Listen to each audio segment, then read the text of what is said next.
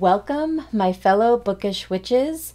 Thank you for joining me as I, Witchy Reads, continue to read and discuss different books. Please make sure to like this video, and if the spirit moves you, subscribe to my channel. We are fully into spooky season right now, and I have been celebrating by reading a pile of spooky books. So today we are going to discuss The Stradivarius by Rae Knowles. Here's my copy. What's fun is that she actually signed it for me. So that's really cool. Doesn't matter how big or small the author is, I always find getting signed copies very cool.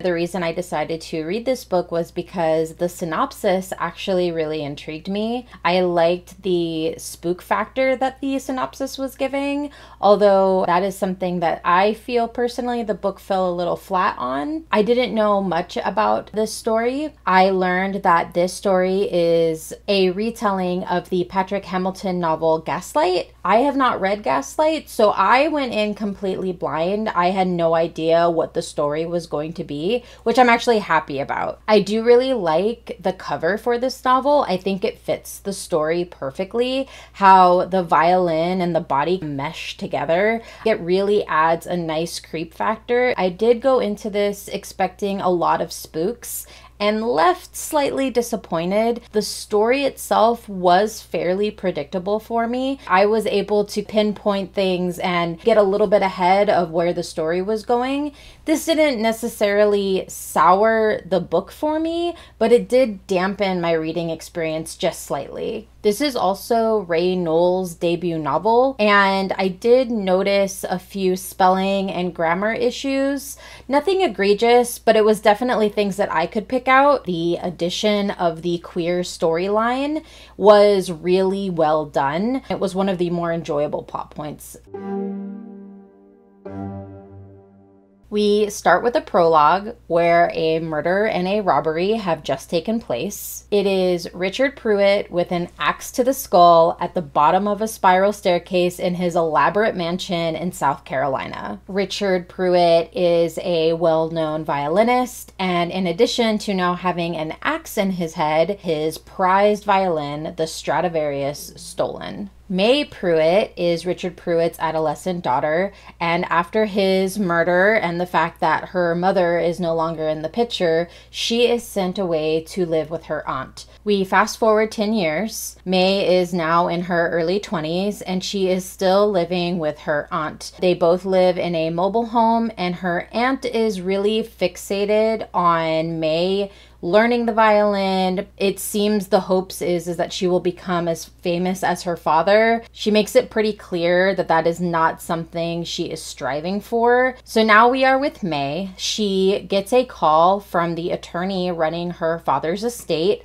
and she is told that she is supposed to be coming into her inheritance. She had assumed that she wasn't getting anything, but actually she is. She is getting the mansion in South Carolina, bloodstains and all, because apparently no one cleaned up the murder scene. Isn't this really unsanitary? And it was really hot that summer, and the hallway started to smell like that guy's decaying body. Mae has also been dating a man named Carter for the last couple of weeks. It is never explicitly stated what Carter's age is. I had assumed that he was at most 5 years older than Mae. Later on, though, it's discovered he is minimum 20 years older than her. Could be more. The level of ick I felt when I figured that out was indescribable. Okay. Mae is also in a really vulnerable state at this point. She is in a situation that she never expected to be in. She's living with this aunt. She doesn't want this to be her life. She wants to escape, and it feels like Carter is taking advantage of that. Not to mention that she just got this whirlwind inheritance. After Mae speaks with the attorney, she sneaks out to go on a date with Carter. Our introduction to him is him strong-arming Mae to answer a question that he had for her. And what question could that possibly be? Because she is in such a vulnerable state, she immediately jumps at the chance to marry Carter, this essential stranger. Not to mention the fact that we're looking at him being like 40-ish years old to her 20 years. I can start fresh somewhere else. Nat was wrong. I know how to take steps. Carter will help me. It seems that May isn't really interested in having a relationship of equals. Instead, is internalizing this want of having parental relationship, which would explain why Carter was able to take advantage of her. Carter sought her out and exploited that trauma. Clearly, May has some definite character flaws that I feel could be worked out with some intensive therapy. We skip ahead to the couple's honeymoon. It is here that Carter, with the tact of a bull in a china shop, describes his dream home. Oh, and wouldn't you know it, it sounds exactly like the mansion that May just inherited from her father's estate. What a coincidence! They both decide that they should move into it together and make a family there. No red flag at all. Also, it's weird that they went through the entire process of getting married and being on their honeymoon before she even mentioned the inheritance. Seems a little off. Despite May having anxiety about moving into the house where her father was murdered, they both get on a plane and head to South Carolina. On this flight over, May meets Ollie. I love Ollie so much. Ollie is considered non-binary and they go by they, them pronouns. Ollie is infatuated with the Pruitt murder and the mansion and the missing Stradivarius. It is actually through Ollie that May learns that whoever stole the Stradivarius wouldn't have been able to resell it without the certificate of authenticity. That kind of adds this element of, oh, is May going to be in danger because whoever murdered her father might still be on the lookout for that certificate? May actually makes a point of not mentioning to Ollie that she has inherited that mansion, the fact that she is Richard Pruitt's daughter. It was a choice. It was interesting. I still am not 100% sure why that choice was made, what difference it would have made of Ollie finding out who May was then versus later in the book. There already is sparks flying and a nice little back and forth relationship building between Ollie and May. This is where May has to start actively reminding herself that she is married to Carter and that she loves Carter. If you have to start reminding yourself that you love your husband and that you are happy in your life, maybe that's a good reason to not marry a stranger after only knowing them a couple of weeks. I'm straight. Hi.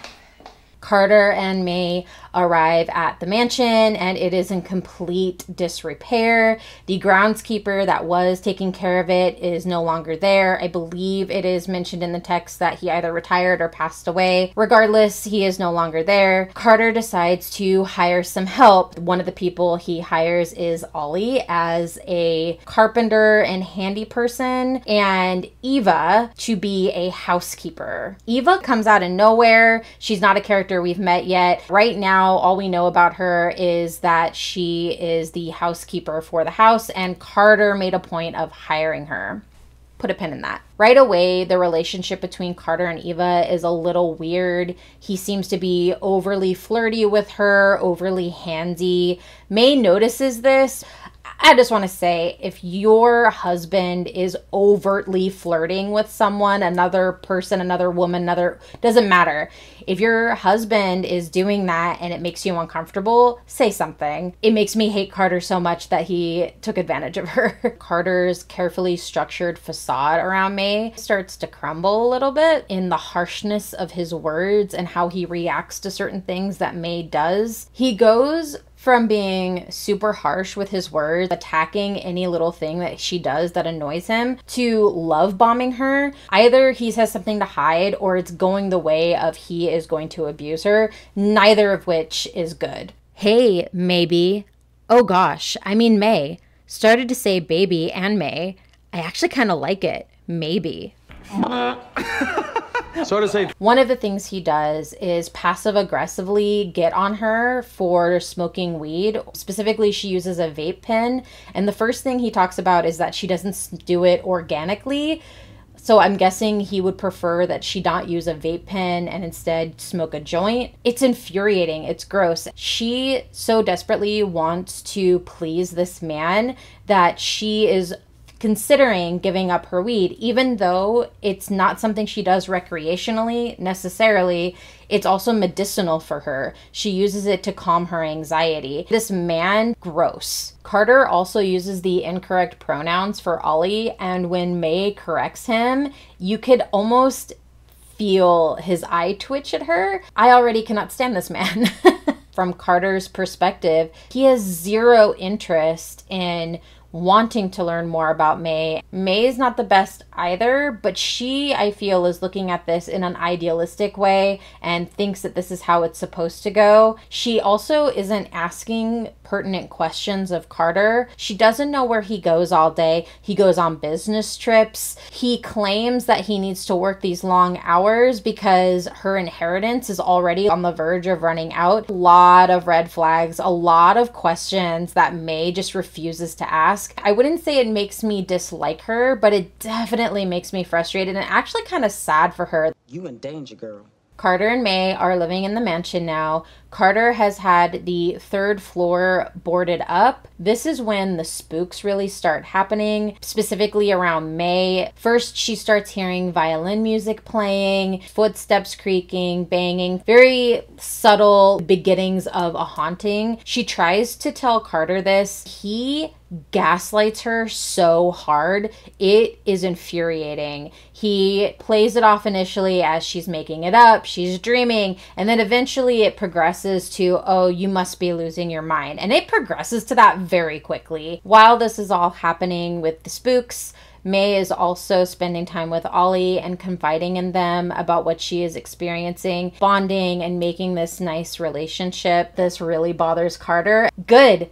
Be bothered. Things come to a head when Ollie catches Carter meeting another woman at a motel when he is supposed to be out of town. Ollie immediately tells May. May reacts defensively and defends Carter. She tells Ollie that they probably misunderstood what they saw. May does ultimately decide to confront Carter. Carter, being the garbage human that he is, uses that accusation to claim that she is officially losing her mind. Of all the spooks she's been hearing, her accusing him of cheating is clearly signs that she has lost her mind. Ollie decides to take matters into their own hands and start investigating Carter on their own, even include the police, whom they are friends with. May does try to bring up Carter's infidelity again, but this time, instead of simply saying that she is losing her mind, he then claims that she is the one having an affair with Ollie because he has seen them together, he sees how they act around each other, and that's not fair to him. The gaslighting is strong with this man. Ollie then trespasses onto their property in an attempt to get a hold of May. While Ollie is on the property, they notice Carter, and not wanting to get caught by him, they run into the barn and hide there for a little bit. They narrowly escape, but not before they find a cell phone jammer. May has been having issues sending and receiving calls on her cell phone while at her house. It's not the spooks, it's the cell phone jammer. After this, Ollie manages to kick up enough of a fuss to get more people involved, including the police captain, Captain Williams. Sir, we have a problem. Yeah, we do. The line for the microwave is insane. Captain Williams decides to go talk to Carter himself. One day, May is told by a spooky voice that she must escape. While she is leaving the house, she stumbles upon the body of Captain Williams. He has been murdered. She ends up stumbling down the hill off the property into a cemetery. Carter has seen her and is following her. Carter does manage to get a hold of her, and she does yell at him about the body. He gaslights her and says that she's hallucinating. Carter uses this incident to commit May to a psychiatric hospital. Ollie and the cops continue their investigation, and they discover that Carter is not Carter.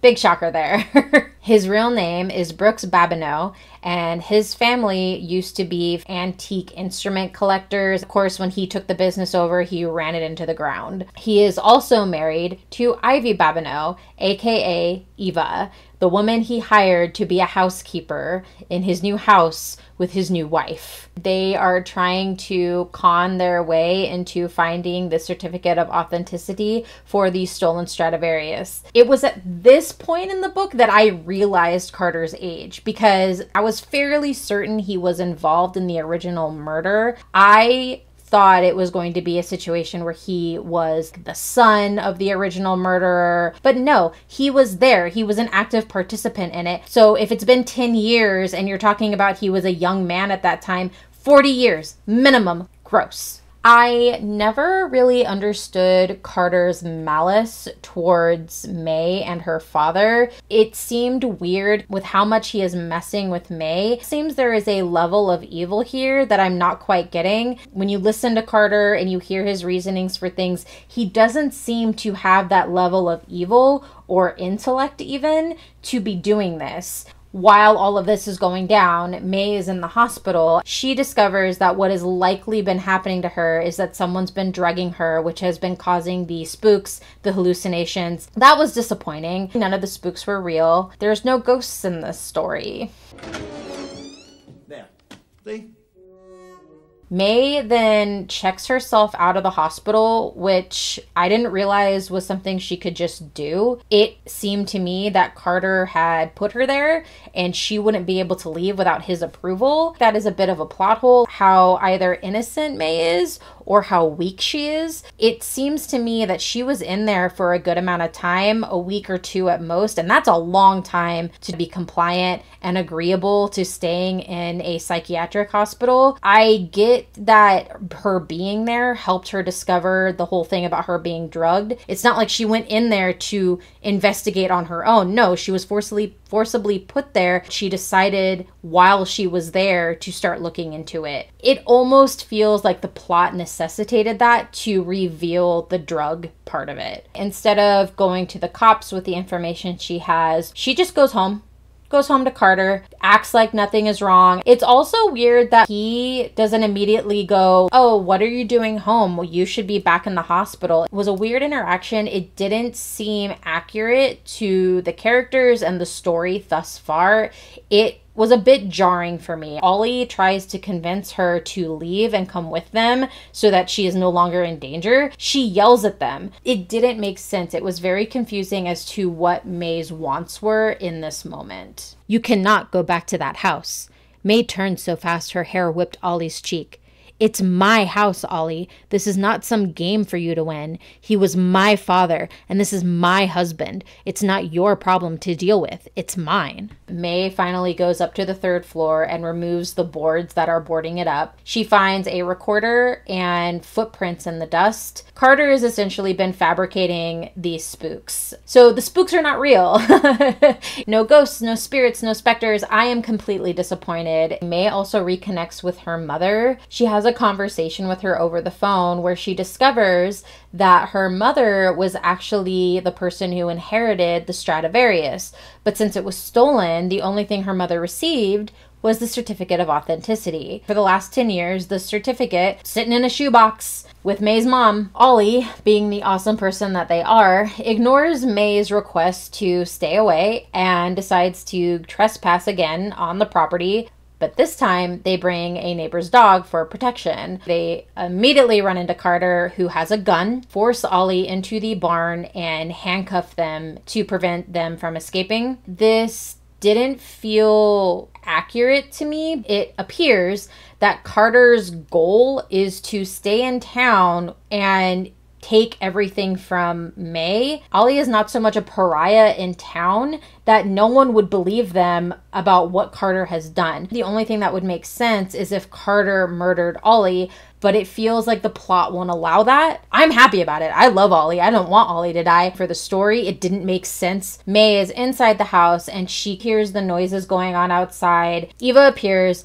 and traps May on the 3rd floor. She's followed closely by Carter. It appears that Eva and Carter have May trapped. It's over. As Carter starts leading May away, Eva picks up a bronze statue and hits Carter over the head, causing him to fall. May takes this opportunity to run out of the house, free Ollie. They get back to the house. Eva says that she wants to get away. She doesn't want anything to do with this. This wasn't how it was supposed to go. She's leaving Carter for May to deal with however she wants. May ties up an injured Carter to their bed and holds him at knife point. She will not let him go until he confesses to everything. Carter claims that the groundskeeper for the property, Charles, wanted to steal the Stradivarius for money. He involved Carter because he needed someone who had the right connections to sell it for the right amount. The robbery went wrong when Richard was home and they weren't prepared for that. Charles took the closest thing that he could find, which ended up being an axe,